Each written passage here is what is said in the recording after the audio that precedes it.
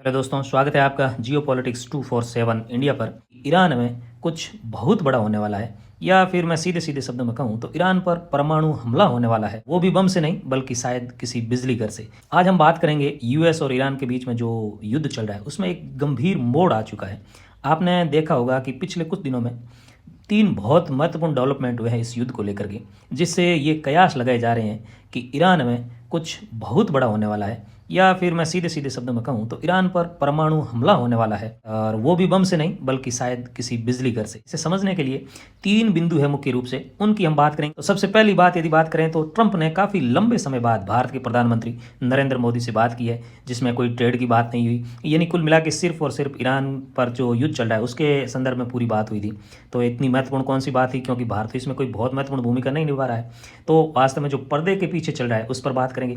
दूसरा जो महत्वपूर्ण बिंदु है वो ये है कि ईरान द्वारा पाकिस्तान के जो तेल जहाज थे उनको हॉर्मुज में ब्लॉक कर दिया गया, उनको आगे छूट ही नहीं दी जा रही, उनको आगे नहीं निकाला जा रहा है। तो ये बहुत बड़ा डेवलपमेंट हुआ। और सबसे महत्वपूर्ण बात और एक रहस्यमय बात, ऑपरेशन हिडन हैंड क्या है और ये कैसे काम कर रहा है, इसकी भी बात करेंगे। साथ ही सबसे पहले ईरान पर कोई बहुत बड़ा अटैक होने वाला है, इसकी संभावना इस बात से आप लगा सकते हो कि ईरान में एक परमाणु बिजली घर है जो रूस चलाता है। रूस के पूरा स्टाफ है वो रूस का वहाँ पर रहता है और वही उसका संचालन करता है। रूस ने पिछले 1-2 दिन में 3 शिफ्टों में युद्ध स्तर पर अपने सभी स्टाफ को वहाँ से निकालने का वो प्रयास कर रहा है। ऑलमोस्ट वो 90% स्टाफ को निकाल चुका है और अगले कुछ ही घंटों में या फिर 1-2 दिन में वो वहाँ से अपना पूरा स्टाफ है वो वहाँ से निकाल देगा। हालांकि ये भयानक स्थिति होगी, क्योंकि यदि उस परमाणु बिजली घर पर हमला हो जाता है तो उसे कंट्रोल करने वाला भी वहाँ पर कोई नहीं होगा, क्योंकि उसको संचालित करने वाला स्टाफ पूरा रूस जा चुका होगा। और इसमें सबसे बड़ी बात यह है कि कुवैत ने कल जो है वो लोगों के लिए, अपने जो लोग हैं उनके लिए एक एडवाइजरी जारी की है कि यदि रेडिएशन वगैरह फैल जाता है तो आपको किस तरह का व्यवहार करना है, कैसे अपने आप का बचाव करना है। तो कुवैत भी इस बात के लेकर के तैयार है या फिर तैयारी कर रहा है कि ईरान पर निश्चित तौर से परमाणु हमला होने वाला है। और दूसरी एक महत्वपूर्ण बात ये है कि भारत के प्रधानमंत्री मोदी जी ने भी अपने देश के लोगों से लंबे समय तक तैयार रहने का आह्वान किया है। कोरोना काल की जो विपत्ति थी उससे इसकी तुलना की है, यानी उस तरह से हमें भी तैयार रहना होगा। यानी पर्दे के पीछे बहुत कुछ पकड़ा है। ट्रंप ने प्रधानमंत्री मोदी को फ़ोन करके इस बारे में ज़रूर चर्चा की है कि जब ईरान के परमाणु बिजली घर पर हमला होगा, हालांकि उसके आसपास अभी भी हमला हो रहा है, लेकिन जब वहाँ पर रेडिएशन लीक वगैरह होगा, स्थिति भयावह होगी, तो वो भारत का सहयोग चाहते हैं। क्योंकि विश्व में जो कुछ बड़े देश है, चाहे चीन की बात करें या रूस की बात करें, तो वो निश्चित तौर से ईरान का ही साथ देंगे।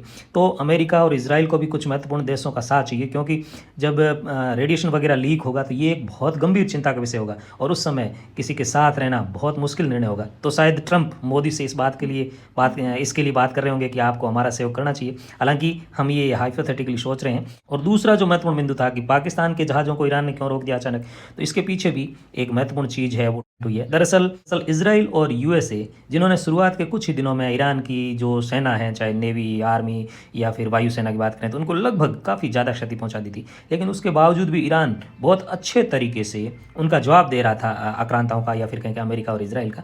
तो अमेरिका और इजराइल के मन में ये था कि कहीं ना कहीं इन्हें बहुत तगड़ा सपोर्ट मिल रहा है, जिसकी वजह से वो अभी भी संघर्ष करने की हालत में।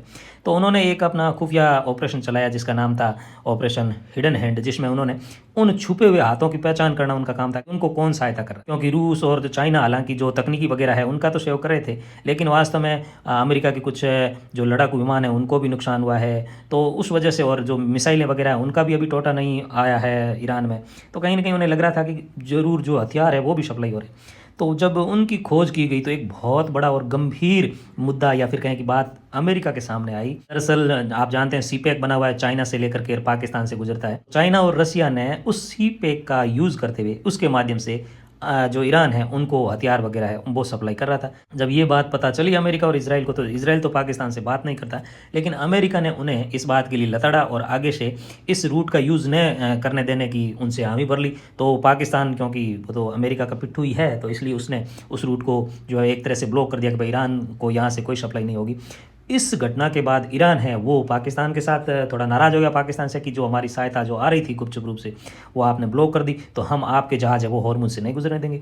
तो इस कारण से उन्होंने, जो ईरान ने है वो पाकिस्तान के जहाज़ है उनको रोक लिया हॉर्मुज में। और एक महत्वपूर्ण बात ये कि पिछले दिनों ईरान ने इसराइल के कुछ महत्वपूर्ण बिजली घर वगैरह है उन पर हमला किया, उसमें वो परमाणु शहर उनका था वो भी शामिल था।